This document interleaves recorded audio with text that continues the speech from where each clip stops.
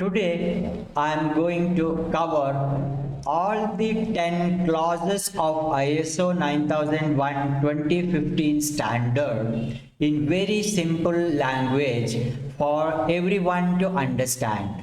This module is very useful to all those who are involved in implementation of ISO standard, as well as those who write global exams in project management or in quality domains.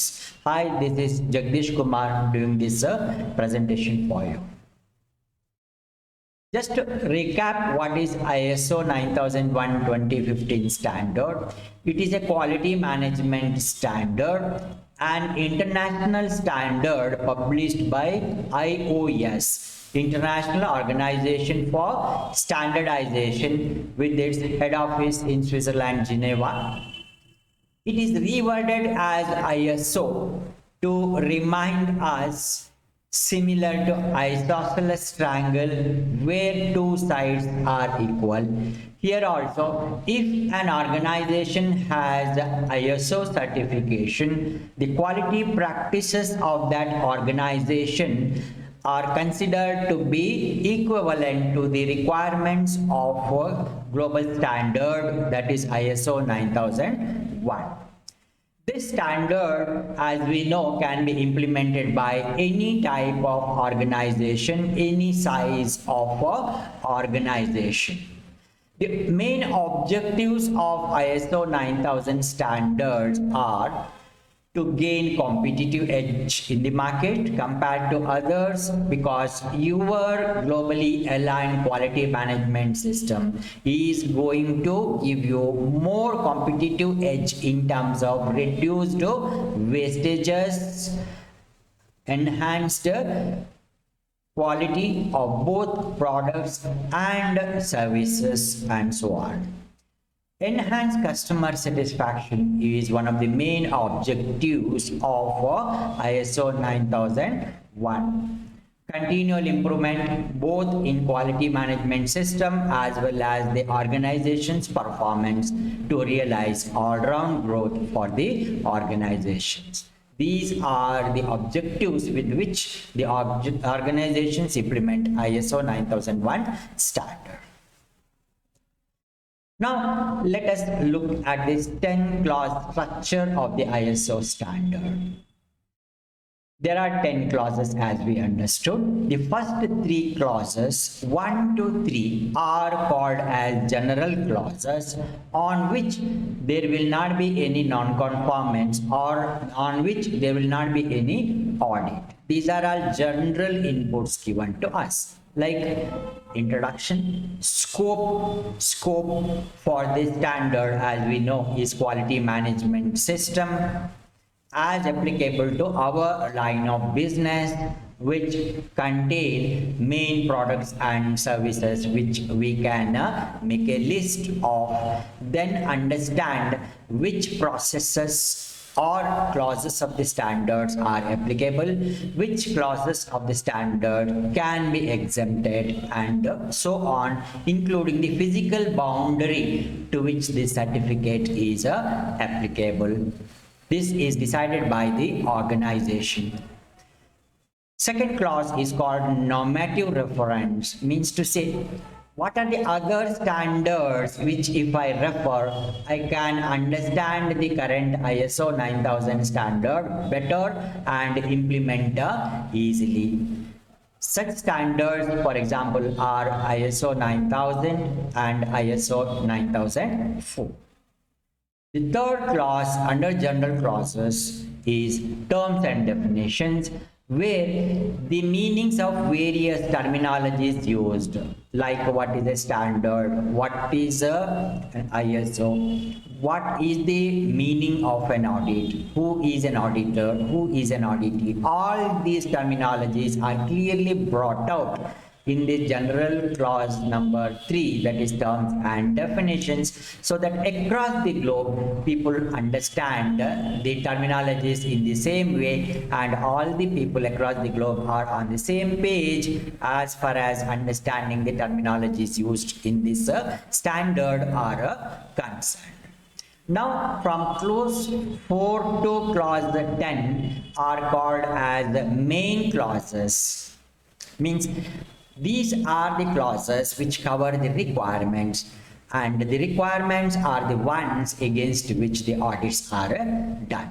So when we face ISO 9001 audit, we are audited for conformance or meeting the requirements of 7 clauses from clause 4 to clause 10.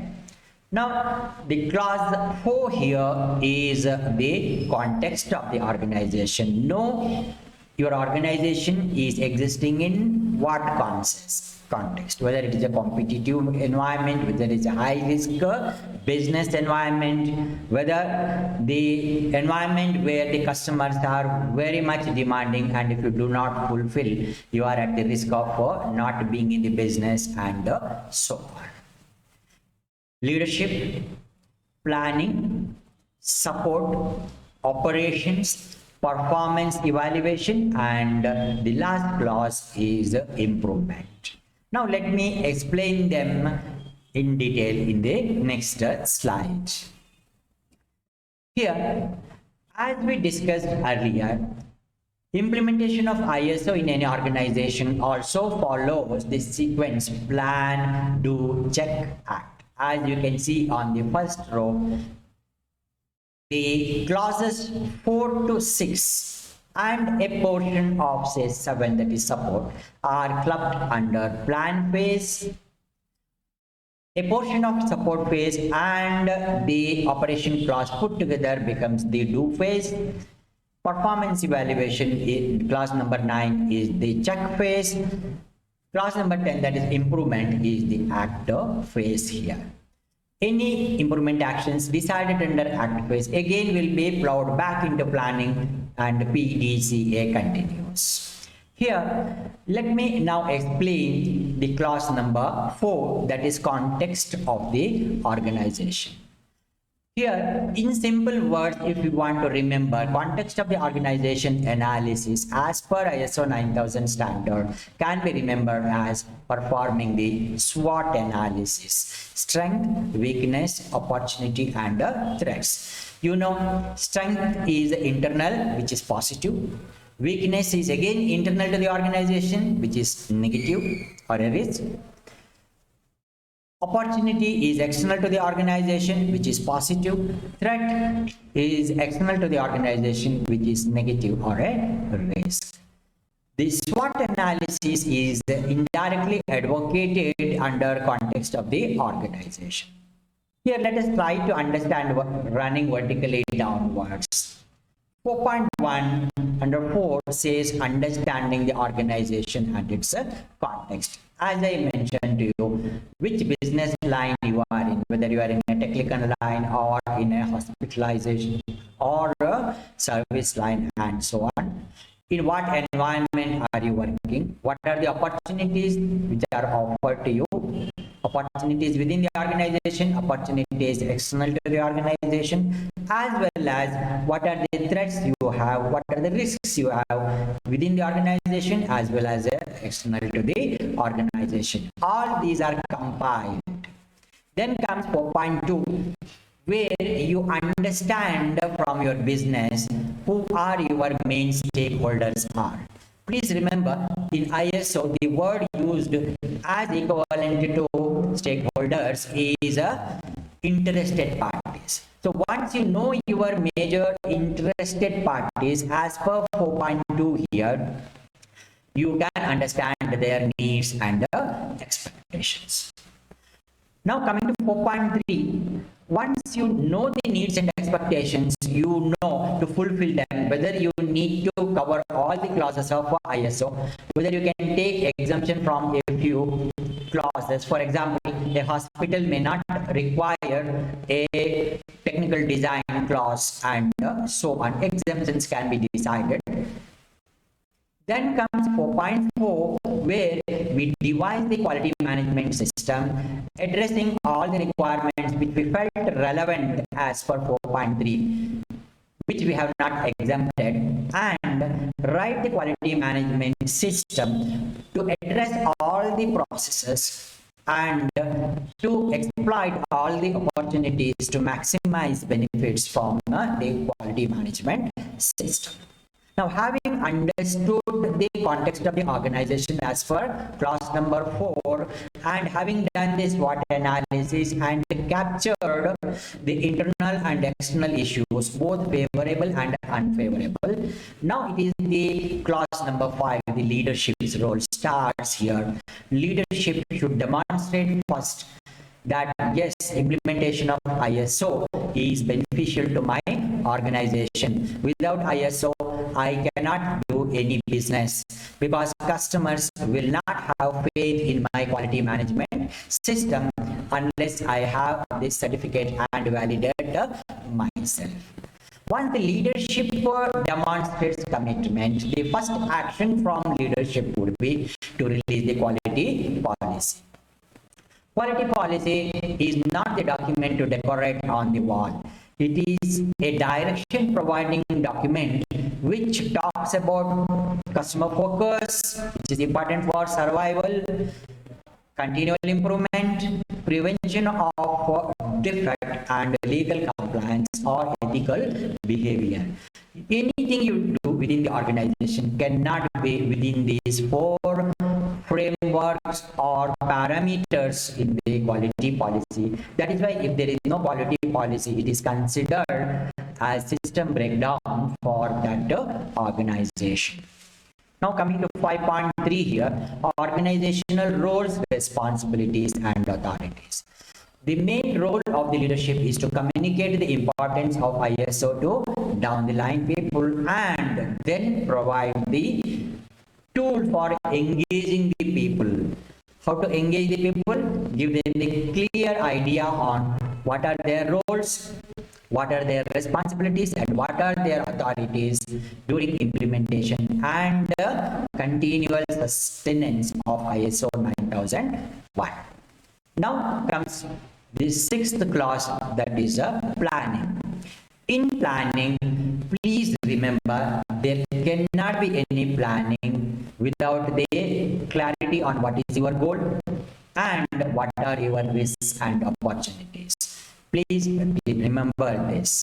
So actions to address risks and opportunities are listed as part of planning. 6.2, quality objectives and planning to achieve. Once you have the policy, once you have started implementing ISO 9001, you know your worst performing areas. You choose 2 to 5 worst performing parameters and set objective to improve the performance. For example, my yield from brazing process was 80%. I want to improve that to 90% in a span of 1 year. This is an example of continual improvement where you know where you are, where you want to go, and within what time frame. These quality objectives become part of forward planning. That is why they are brought under clause number 6. 6.3 here is planning of changes. When you look long term, what is permanent for an organization is a change. How do you address these changes? How do you address the impacts and risks or opportunities due to these changes? You need to have a plan, and this becomes part of clause number 6. Now we will come to clause number 7 here, that is resources. Support is the domain predominantly of top management, and the responsibility to provide adequate resources for the organization lies in the hands of top management. Here resources can be remembered as 6 M's: man, machine, material, method, money, and management. Predominantly the provision of resources. 7.2, competence. People should have the competency to implement the quality management system and create benefit for the organization. And competence is a combination of your attitude, knowledge, and skill. skill. When all the three are there, you are competent. This should be ensured through training, through on-the-job exposure, and so on, by intervention from management. 7.3 awareness of my roles and responsibilities while implementing ISO standard. My roles and responsibilities as I continually improve my quality management standard. The benefits of ISO 9001 standard for the organization in terms of resource optimization, in terms of enhanced profitability, enhanced quality management performance, and so on. My roles and responsibility, all this should be the awareness that I should have. 7.4 communication. It is not enough if the top management sits in silos, plans all these quality management system and so on. They must be communicated down the line for effective implementation, and people should realize and see a purpose in what they do. That is 7.4. 7.5 is documented information. In 2015 version, a common word called documented information is created, which addresses both the erstwhile documents as well as records. You know, documents we prepare which can have revisions, and the documents tell us how we have to do the job. Records are prepared, signed off, then they cannot be revised. It amounts to tampering, which is not correct. These records are the evidences of implementation of the documents, and documents are maintained, whereas the records are retained. Please have this clarity. Now, so far from clause 4 to 7, we are under plan phase of implementation of ISO 9001. Now let us get into the do phase, where we have the plan already. Now we are implementing and working as per the plan. And my do phase is complete only when my plan is implemented in full. Now coming to clause 8, operation. 8.1 says operational planning and control. This planning is at a lower level, that is at an operational level, and any plan should have a control to see that the implementation is not getting drifted away from the plan, or it is as per the plan. 8.2 requirements for products and services. Organizations either deliver products, say manufacturing industries, or services, say hospitals or schools, and so on. So what are the products they deliver or services they deliver? What are the requirements for these to fulfill the needs and expectations of the customers as per clause 4, which we discussed already, should be clearly stated. Once these are understood, to fulfill these needs and expectations, 8.3, that is design of development of products and services, are done. Either we are designing the product, which we call as R&D, or we may be designing the services, or even production people may be designing the processes. So design is involved everywhere. Having designed 8.5, production of services and products, means the products are manufactured or services are now delivered to fulfill the needs and expectations of the customer. If it is the product, we release it to the market, and as we do this, we also take care of 8.4, that is externally provided processes, products and services. Subcontractors and vendors are collectively now called as external providers. We are responsible for the quality and the efficacy of the processes of the subcontractors, even though they may not have ISO certification. This ownership is clearly brought out in 8.4.